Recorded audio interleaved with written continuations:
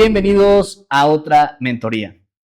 Si algo caracteriza a nuestros mentores es su generosidad. Yo conocí a nuestro invitado en la maestría, en un proyecto en el que pude participar y hoy está con nosotros. Jaime Solana, director general de Ravensburger México. Bienvenido a Modo Mentor. Muchas gracias por estar aquí. No, gracias a ti, Fer, por la invitación. Súper honrado de poder participar en el podcast. Creo que lo que te platicaba por ahí fuera de cámaras, has tenido un par de invitados de verdad increíbles, entonces es un honor estar aquí contigo compartiendo. Y tú eres, sin lugar a duda, uno de esos grandes invitados. Y la verdad es que platicando fuera de cámaras, el caso de Ravensburger México me parece sensacional porque es emprendimiento dentro de una corporación. Cuéntanos, ¿qué es Ravensburger? Voy a empezar por ahí. Mira, Ravensburger es una empresa que tiene 140 años de longevidad en Europa. Es una empresa de origen alemán. Nos dedicamos a hacer juegos de mesa, rompecabezas, termas también en otras categorías como pintura, juegos de Steam, etc. Un fun fact de la compañía es, nosotros tenemos el trademark de Memory.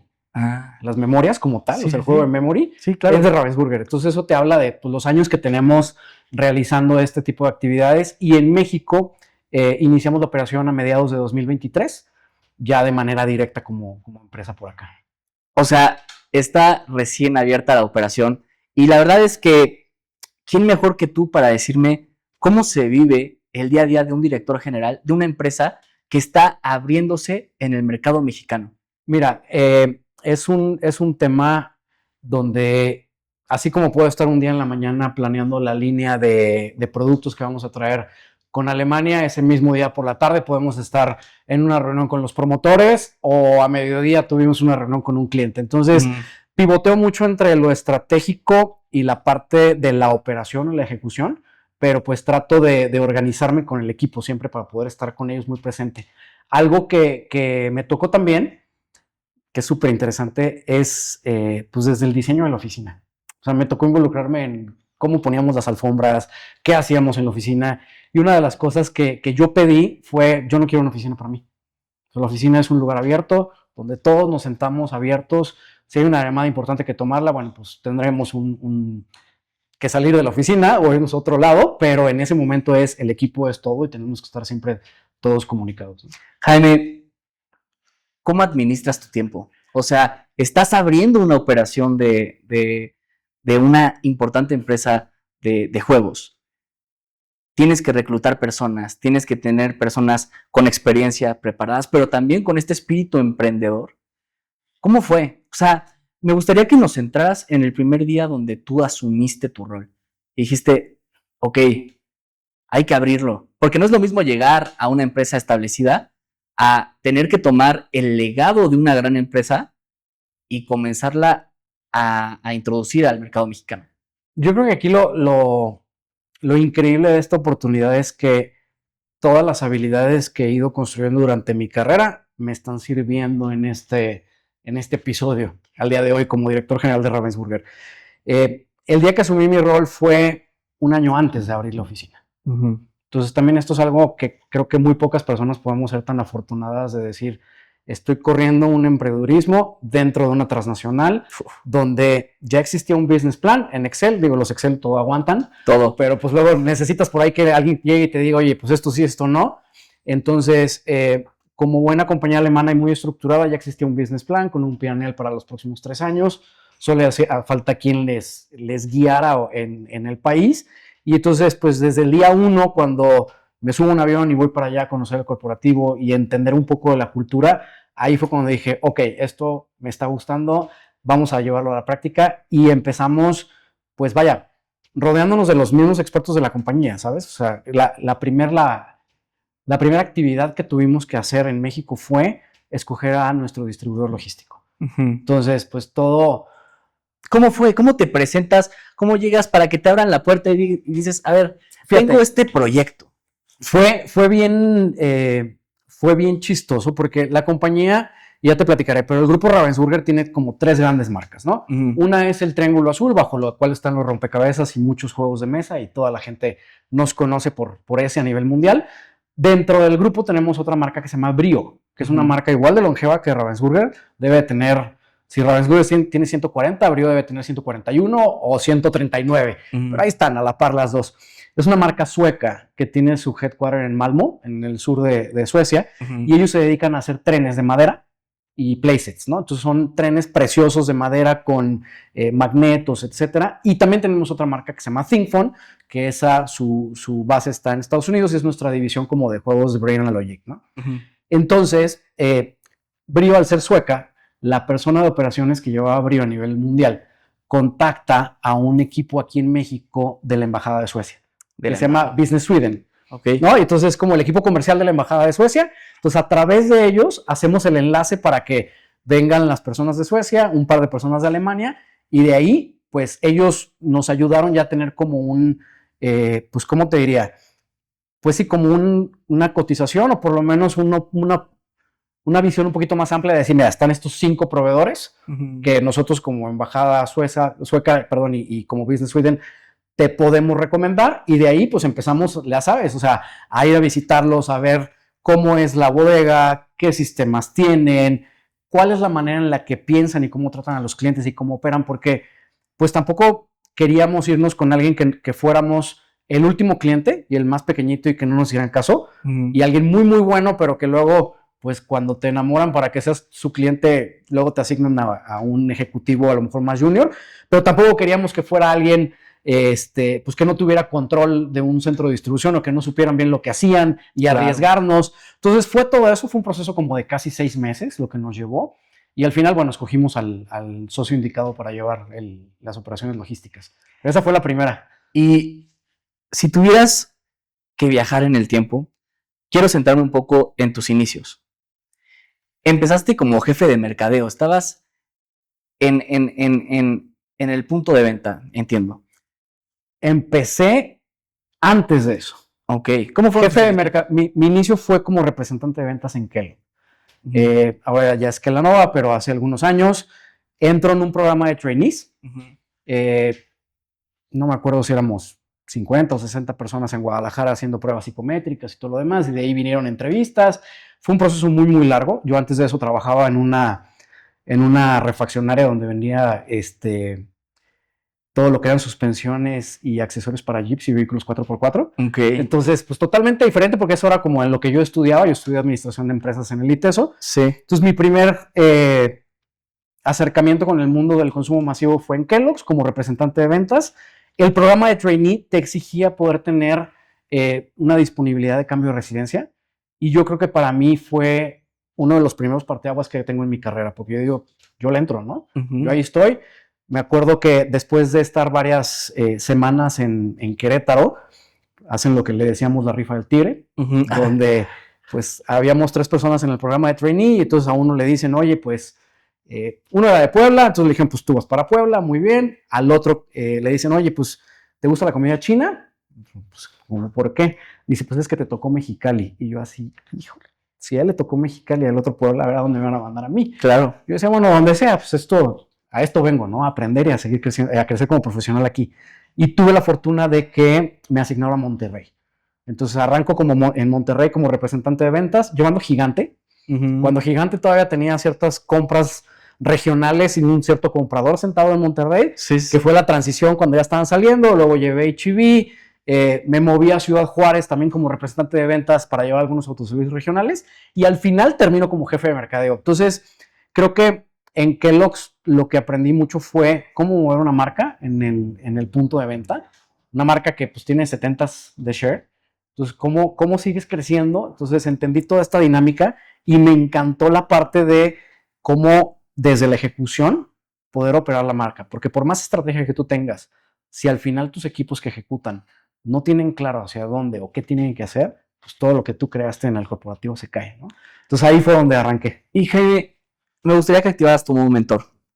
¿Cuáles fueron las características que te distinguieron para poder dar saltos en tu carrera que hoy se expresan en que estés ocupando un puesto de alto liderazgo en una empresa que está abriéndose mercado? O sea, ¿qué fue lo que te diferenció? Yo te diría que siempre he sido muy curioso, muy, muy curioso. Entonces, Jaime siempre anda metido en cosas donde no le llaman, en otras áreas, en otros proyectos. Entonces, pues, siempre tratar de la determinación de nunca es suficiente y siempre quiero más y quiero seguir creciendo y quiero seguir aprendiendo. Y esto me lo llevo también en la vida personal, ¿no? O sea, cumple un reto y estás ya cumpliéndolo y es, bueno, ¿qué sigue, no? Entonces, yo creo que lo que me diferenció del resto fue el ser muy determinado en qué quería, pero por otro lado muy curioso y andar siempre metiéndome en otras áreas y dar ese poquitín extra a lo que yo tenía que hacer. Entonces, pues si yo estaba en ventas, pues de repente por ahí tenía un proyecto con alguien de marketing o por ahí, pues ya empezaba yo a hagamos un manual de cómo se operan en campo, etcétera. Entonces yo creo que es eso, ¿no?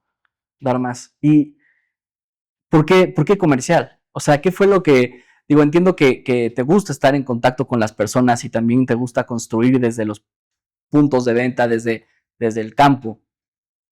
¿Qué fue lo que te sedujo de esta área? Mira, lo que me encanta de la parte comercial es que es muy binaria. ¿Vendiste o no vendiste? ¿Se llevaron tu producto o no se lo llevaron? Entonces, siempre hay como esta adrenalina detrás de estar consiguiendo los logros y son muy inmediatos, ¿sabes? Si bien hay logros muy a largo plazo, pero no es lo mismo cuando estás creando una visión en una organización, en una estructura o creando una cultura laboral que cuando tienes cosas pues muy en el día a día, ¿no? Entonces, esa parte me fascinó desde un principio. Me gusta mucho también entender la psicología desde el otro lado. O sea, como qué piensa el consumidor, qué piensa el cliente, cómo puedo yo hacer que esta marca o esta estrategia llegue al objetivo. ¿Hay un solo camino o puedo explorar otros 2 o 3? Entonces, como esta, digamos, facilidad que te da el poder estar en las áreas comerciales y además, pues una vez que aprendes desde campo o en un área comercial, como en mi caso que aprendí como representante de ventas, pues te da unas bases muy sólidas para seguirte moviendo, ¿no? Entonces yo creo que eso fue lo que me llamaba la atención. Claro, y escuchándote me da la impresión de que justo te trazas una meta, la cumples y vas por la siguiente. ¿Cómo lidias cuando te enfrentas a una situación que no sale bajo la expectativa que tenías? A ver, yo creo que primero es, hay que saber vivir con el error. Y el error es algo que, al contrario, más que sentirte apenado de, chin, le embarré, es, qué bueno que le embarré porque ya sé por dónde no.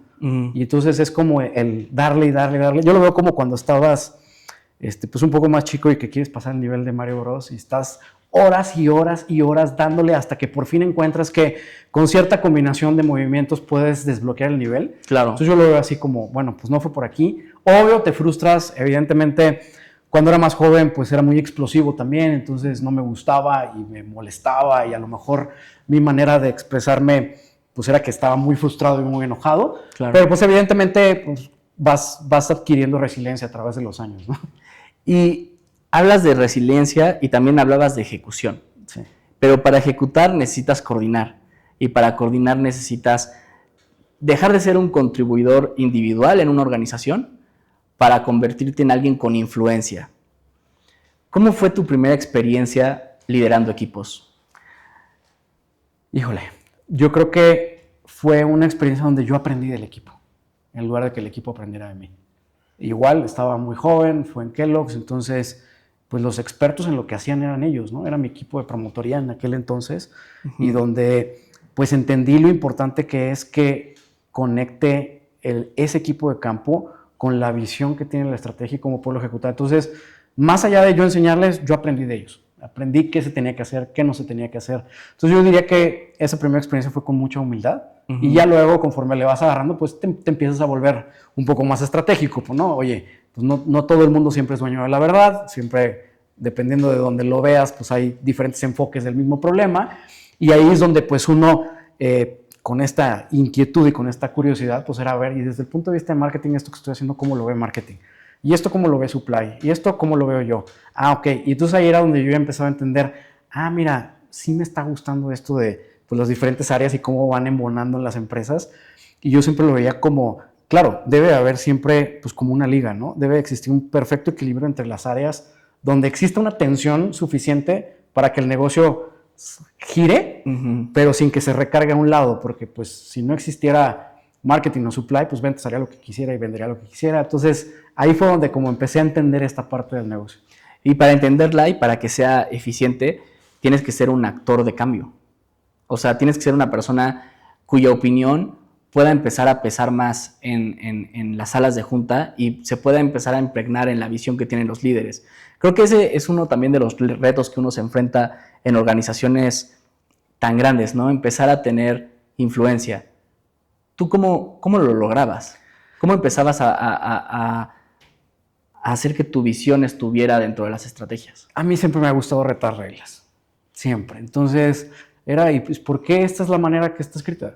¿Por qué no lo podemos hacer diferente? Uh-huh. Claro, siempre y cuando no nos salgamos de los marcos comerciales o de los marcos pues que las áreas como recursos humanos tienen con un reglamento de trabajo, o que no vayas más allá y puedas afectar a algún compañero u otra área, ¿por qué no? Entonces, ¿y eso te generaba conflicto? Sí, o sea, claro. Porque a veces ser una persona que reta es una persona que impulsa, y así como hay gente que se sube al barco, también hay gente que puede percibir una amenaza. Sí, por supuesto, y siempre es como, puedes caer en palabras como, qué arrogante es esta persona, cree que tiene la razón. Claro. Entonces yo creo que desde esta humildad de querer aprender y siempre tratar de retar el estatus, era como de alguna manera me hacía yo, pues escuchar en las juntas al final con alguna opinión como, oye, todo muy bien, pero ¿qué pasa si? ¿No? ¿Qué pasa si? Entonces el ¿qué pasa si? Me gusta mucho.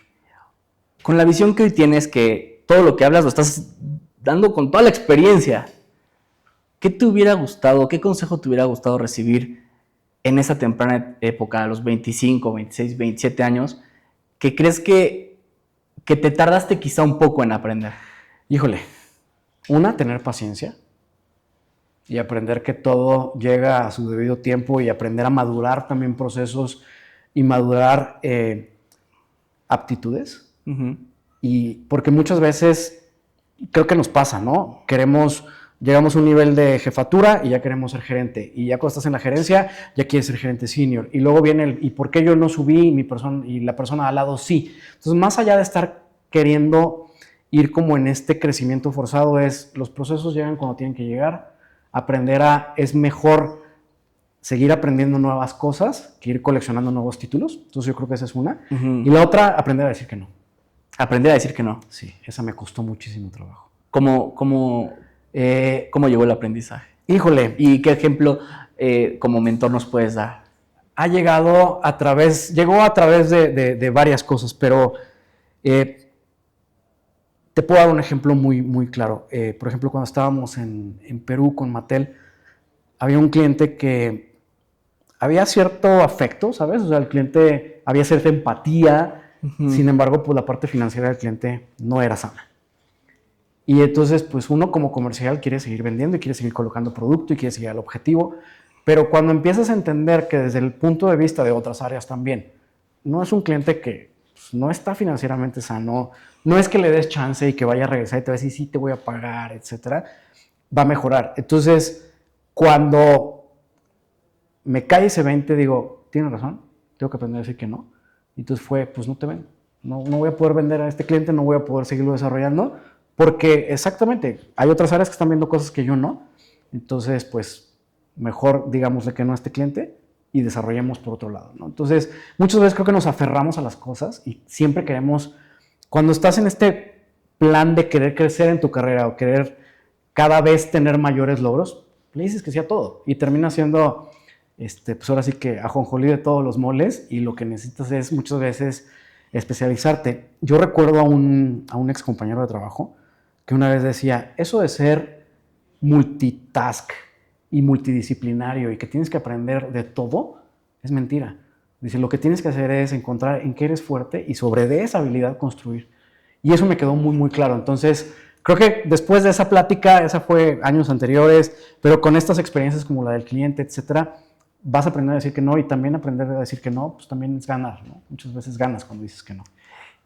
Dijiste que no, pero además dijiste que sí a muchas oportunidades cuando regresaba tu trayectoria en las empresas de consumo más importantes del mundo. Hablabas de Mattel. Mattel creo que fue un parteaguas. Creo que fue corrígeme, ¿no? Estoy bajo la subjetividad de mi de mi lado periodístico, pero creo que fue un parteaguas porque fue una industria completamente diferente y quizá en un periodo de tiempo mayor al que habías estado en otras organizaciones y también con una experiencia internacional. ¿Cómo fue cambiarte de industria? Híjole, fue increíble. La verdad es que entre Kellogg's y Mattel pasé por otras dos empresas. Una fue Ferrero, donde estuve en la parte de trade marketing, llevando un poco el canal tradicional, lo cual estuvo también súper interesante. Aprendí muchas cosas ahí. Y luego estuve en Bonafont, ¿no? En la parte de Grupo Danone. Cuando yo llego a Mattel, yo no sabía de verdad en qué mundo me estaba metiendo, ¿no?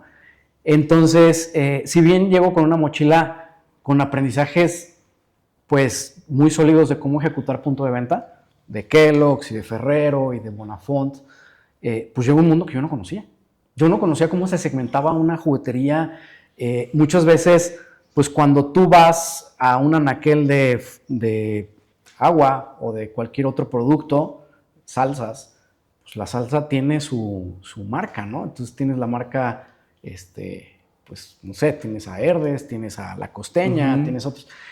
Y en la juguetería es muy complicado eso, porque cuando tú llegas de una estructura donde pues todo trae tu marca, Mattel tiene marcas donde pues la gente a lo mejor quizás no sepa que es de Mattel, ¿no? Entonces de repente, pues en ese entonces me acuerdo que estaba muy fuerte las películas de Transformers y de Star Wars, ¿no? Entonces yo llego y le pregunto al director de ventas de Mattel, oye, ¿y Star Wars es de nosotros? Y me dice, no, eso es de Hasbro. Y yo, híjole, creo que no tenía que haber preguntado eso. Pero digamos que cada juguete es una marca, independientemente del fabricante. Entonces también te cambia un poquito la óptica. Entonces yo creo que lo retador al principio fue aprender a desaprender. A decir, ok, vamos a aprender de algo nuevo, es una industria diferente. Yo lo que sé de cómo se mide el market share en un anaquel con agua, o cómo se hace una activación para un chocolate, o cómo se negocian las exhibiciones de cereales, pues no tiene nada que ver con esto. Esto es totalmente diferente. Aquí no hay una fecha de caducidad. Yo venía de empresas donde pues siempre vas contra el reloj de la fecha de caducidad del producto. Sí hay caducidades, pero pues tiene que ver más con las temporalidades del entretenimiento que hay allá afuera. Entonces creo que fue algo súper retador y que me encantó. O sea, me encantó el maravilloso mundo del juguete. Durante los primeros 4 años estuve aquí en México y después es donde viene esta experiencia internacional, ¿no? Y en esta experiencia internacional vas a Perú y en Perú empiezas a liderar toda la parte comercial de la operación, tengo entendido, ¿no? Sí, correcto. Y fíjate que hay algo bien interesante, Fer, yo siempre soy de la idea que uno tiene que estar listo para cuando las oportunidades llegan, o uno tiene que estar listo para crearse la oportunidad. Y esto lo platico porque un día me doy cuenta que hay una vacante en Perú. Estábamos en medio de unos cambios comerciales dentro de la estructura de Mattel y a mí, dentro de ese, pues digamos, reorganizar, me estaban dejando con menos responsabilidades. Entonces, por un lado, pues estaba pues, padre, porque yo iba a seguir cobrando lo mismo, pero teniendo menos cosas que hacer. Pero pues ese no soy yo, digo que siempre quiero más. Claro. Entonces me acuerdo que fui y toqué la puerta del director. Dije, oye, veo que hay una vacante allá. ¿Qué onda? Yo me quiero ir. ¿De verdad? Y yo, sí. Dije, además, mira, o sea, en la reestructura, pues me estás dejando con menos cosas que hacer. O sea, yo quiero seguir aprendiendo y quiero seguir haciendo más cosas. Y entonces yo creo que fue la conjunción de varias cosas, donde pues al final estaba la vacante, levanté la mano, me dieron el voto de confianza, que para mí fue súper importante esto, que la compañía pues me dio ese voto de confianza de decir, Jaime, vete a Perú a liderar toda la operación comercial. Pasé de llevar toda la estructura de campo en México a llevar todo un país, ¿no? Entonces, pues también ahí viene un brinco y digo otro parteaguas en mi carrera. Y me gustaría que me narraras ese momento. Si pudieras ser descriptivo, ¿cómo te enteras que te vas a mudar de país en una gran empresa y que además vas a ser quien dirija los esfuerzos comerciales de esa empresa? ¿Cómo lo viviste? O sea, si pudieras estar en ese momento, ¿qué sentías? Híjole, una sensación, por un lado del logro, de decir, sí lo conseguí, pero por otro lado, terror. Me temblaban las piernas, yo no sabía qué me había metido. Y creo que eso es algo que también me deja muy marcado en que uno nunca está listo para todo. Entonces yo soy mucho de pues con lo que tengo y con mi set de habilidades, ¿por qué no? Y me aviento por algo más, ¿no? Y siempre ha sido lo que me ha ido como llevando y retando, y yo por ahí también siempre digo que la carga es la que hace al burro, ¿no? Entonces, pues ahora tengo esta carga, ahora hay que darle, pero era un conjunto de sentimientos, por un lado feliz porque lo había logrado, porque me iba como expatriado en una gran transnacional, con un reto enorme, por otro lado aterrorizado, por otro lado, pues también había dejado a mi esposa y a mis hijos acá, en lo que yo me mudaba a poder entender un poco el país previo, entonces me fui primero 6 meses solo, donde fueron un poco complejos, temas de comunicación, Fer. O sea, uno cree que hablamos español, y sí hablamos español, pero el día 1, me acuerdo que me senté en un café, en un centro comercial, y escucho algo más o menos así. Estaba una pareja, que era una señora y un señor, y la señora le dice al señor: Cholo, saca la chompa y pónsela al chibolo porque está garuando. ¿Qué? Y yo me quedé, ¿qué es esto? Me habían dicho que también hablábamos español. Entonces, ese fue mi primer choque con el país, donde dije, ok, esto es diferente a México. Y de ahí, bueno, vinieron N cantidad de experiencias que te puedo seguir platicando de mi periodo cuando estuve en Perú, ¿no? Y cómo esto es interesante. Bueno, eso se traducía en que, como estaba empezando a llover, que sacaran una chamarra y que se la dieran al niño, ¿no? Pero fíjate, pero no es cosa menor, porque si para la convivencia diaria puede ser un obstáculo, para la elaboración y ejecución del negocio, pues también lo puede ser. Espero que estés disfrutando de esta mentoría tanto como yo. Antes de seguir, quiero pedirte un enorme favor. Dale like y suscríbete. Eso nos ayuda a que esta conversación llegue a más personas. ¿Cómo llegas a las oficinas? Pero también esto es importante porque ¿cómo le das tranquilidad al equipo de decir, soy el nuevo director, pero vengo a sumar? ¿Cómo vives esa transición? ¿Cómo te integras a tu equipo? ¿Y cómo le dices, voy a liderar la operación bajo estos parámetros? Fue complejo, muy complejo, porque pues digamos que a nadie le gusta que llegue alguien de afuera a decirte cómo hacer las cosas. Y también digamos que dentro del equipo había un par de personas en la parte comercial que creían que estaban listos para tomar mi posición y no se las dieron. Entonces, pues digamos que al principio no me querían mucho, ¿no? Entonces fue algo complejo porque, pues imagínate, de venir de un país donde las dinámicas comerciales son totalmente diferentes en México a Perú. En México, por darte un ejemplo, aquí tenemos una cosa que es muy parecida a Estados Unidos, donde se llama Everyday Low Cost o Everyday Low Prices, donde normalmente pues mantienes una base de precio y de ahí hay fluctuaciones, y ahora que acabamos de pasar el Black Friday y el Buen Fin, pues sí, tienes 40, 50 de descuento, pero digamos que es muy inelástico, por así llamarlo, ¿no? Y pues Perú, Chile, Colombia y muchos países de Sudamérica no son así. O sea, son de repente hay un cierrapuertas y puedes encontrar departamentos con 10, 15% de descuentos y pagas en ese fin de semana el departamento, ¿no? Claro. Entonces, todo la dinámica del mercado era diferente. Por otro lado, el idioma, como te digo, o sea, sí era español, pero no era como el mismo español como para poderte escuchar y poder estar como con esas antenas 360 de qué está pasando a tu alrededor, como para poder con eso ir construyendo historias y teniendo este avance dentro de la oficina. Por otro lado, pues los clientes también, complicados, pues cómo llega alguien que nunca ha estado en Perú y ahora me va a vender y me viene a querer traer cosas. Entonces, digamos que fue una etapa muy compleja. ¿Y cómo lo soltaste? Pero lo que hice fue, pues yo lo que le decía al equipo es, a ver, yo no vengo aquí a quitarle la chamba a nadie más, o yo no se la quité a nadie más. La decisión la tomó la organización de ponerme acá. O sea, fuiste muy frontal y transparente. Y si estoy yo acá, pues es por algo. Entonces, más bien vamos trabajando juntos. O sea, ¿en qué te ayudo? ¿Y en qué acabó esa experiencia? Pues fueron casi 4 años. La verdad es que el primer año, como te digo, fue algo muy duro, pero después fue espectacular. O sea, yo estaba feliz con el equipo, veníamos creciendo en market share. Por ahí promovimos a varias personas, mandamos gente de Perú a México incluso también. Entonces, creo que al final fue un poco más redondo todo, ¿no? Fíjate, aquí tengo una pregunta y es, si pudieras definir esa época en tu vida en una sola palabra o en una frase de lo que te haya dejado, ¿qué sería? Resiliencia. Resiliencia. Y esto me conecta mucho a la siguiente pregunta, que es, ¿qué hace diferente a un líder que inspira a uno que nada más llega y da órdenes? Porque tú llegaste en un terreno muy, muy complicado y te ganaste la confianza del equipo, la verdad. Porque pudo haber sido un año caótico o transformador y se convirtió en transformador. Los primeros sí fueron caóticos y después fue transformador. Yo creo que la diferencia de un líder que no administra, que inspira, pues viene desde ahí, desde el propósito. Entonces, si tú logras liderar desde el propósito, las cosas son diferentes, ¿sabes? O sea, porque entonces estás haciendo al equipo parte de... por ahí hay el ejemplo de que pues, puede haber dos personas picando piedra y uno está picando piedra y el otro está construyendo una catedral, ¿no?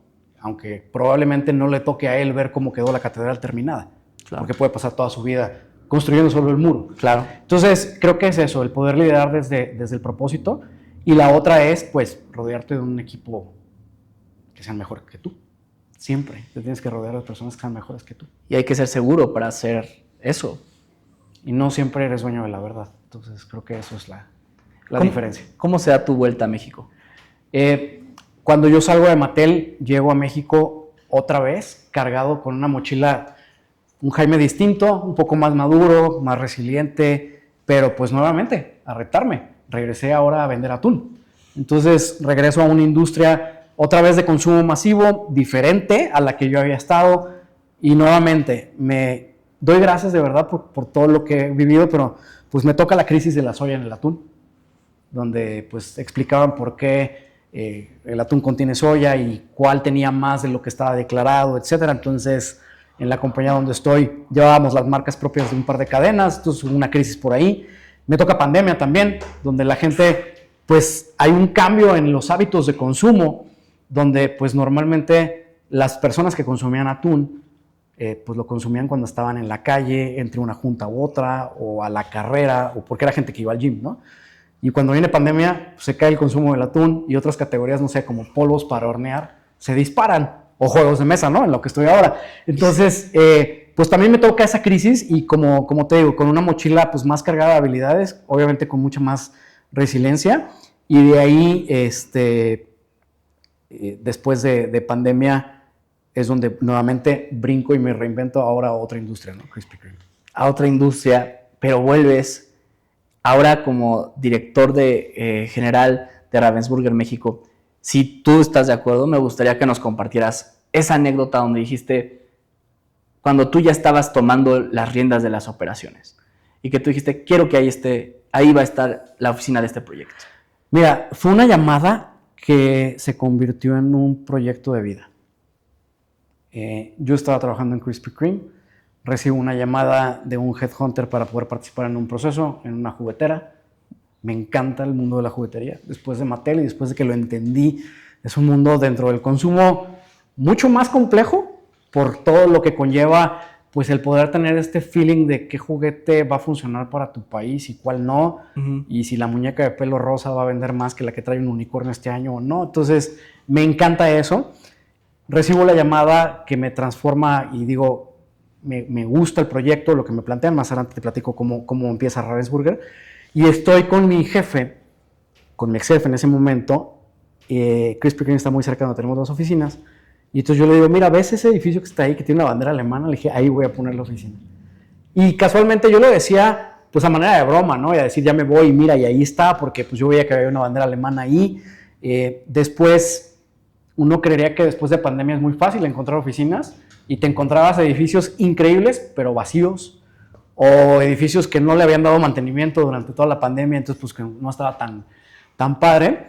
Y pues decidimos ponernos allí en el German Center, porque además de ser parte de Ravensburger, somos parte de una comunidad más. Entonces creo que esta parte del propósito es bien importante, para que el equipo, además de sentirse parte de Ravensburger, se siente parte de esta comunidad de empresas alemanas que están alojadas en este edificio. Y entonces también nos ayuda porque pues tenemos convivencias con otras empresas, claro, en cosas como muy medulares o anecdóticas que están pasando dentro del edificio también, ¿no? ¿Cómo generas cultura en una empresa naciente que tiene orígenes transnacionales? Yo creo que cuando estuve la primera vez en el corporativo me tocó ver cómo era la cultura. Evidentemente Uno creería que por ser alemanes son muy cortantes y no, todo lo contrario. La empresa está en el sur de Alemania, entonces son como muy abiertos. Es una empresa familiar también, lo cual hace un poquito de diferencia. Cuando estás en empresas que cotizan en bolsa, pues todo es como este rush para llegar al cuarto o al trimestre. Acá, pues evidentemente sí tenemos que dar resultados, pero es como construirlos más a largo plazo. Entonces, cuando me doy cuenta que los valores que tiene la compañía, que la manera en la que tratan a los empleados y que todo eso hace match con lo que yo soy como persona y como valor, pues no es que me haya costado mucho trabajo, simplemente fue, pues aquí es una compañía donde vamos a tomar estos valores y es, como te decía, no hay paredes, todos abiertos, nadie es dueño de la verdad, todo el mundo sabe de todo, todo el mundo se comenta. Entonces, creo que ha sido algo que no me ha costado trabajo, sin embargo, la manera de crear la cultura, pues es el día a día, ¿no? Y el proyecto de Ravensburger me parece fascinante y también me parece fascinante la manera en la que lo han hecho.